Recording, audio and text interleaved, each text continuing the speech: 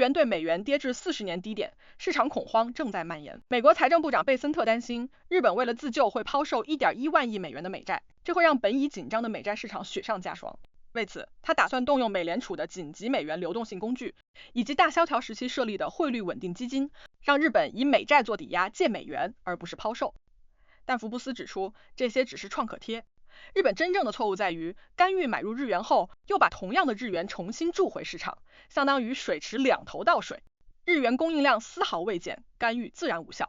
更直接的办法有3步：第一，大幅提高日本过低的短期利率；第二，美日联合宣布将汇率稳定在150到155区间，必要时日本直接缩减日元供应；第三，长远来看，日本必须大幅减税，其社保加医保税率超30%。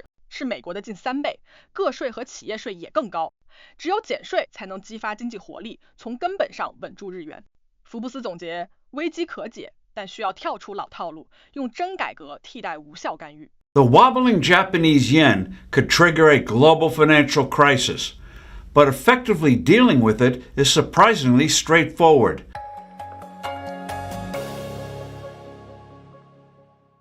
Hello, I'm Steve Forbes, and this is What's Ahead, where you get the insights you need to better navigate these turbulent times.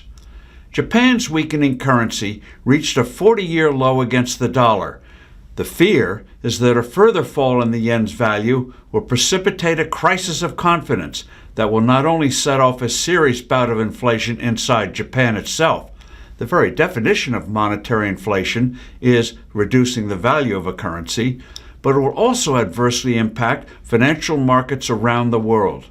That's why the U.S. just undertook with Japan a very rare joint intervention in currency markets to prop up the yen. In other words, we both used dollars to buy the yen. The intervention has had success, but most experts believe the relief will be short-lived because of adverse fundamentals in Japan. These include a too low short-term interest rate, which is around 1% versus 3.5% in the U.S., a national debt that is proportionally twice that of the U.S.'s, rising energy prices, and a declining and aging population.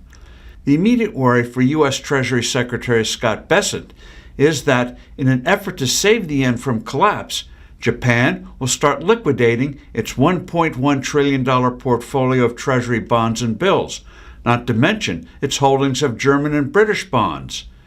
After all, financing our immense budget deficit and refinancing some $7 trillion of our existing debt coming up for renewal is already worrying the markets. This anxiety is why, for instance, the interest rate on a 30-year Treasury bond has reached its highest level in almost 20 years. Bessent wants the Federal Reserve to beef up a facility it set up in 2020 to deal with the dollar shortage caused by the pandemic and use it now to help the yen.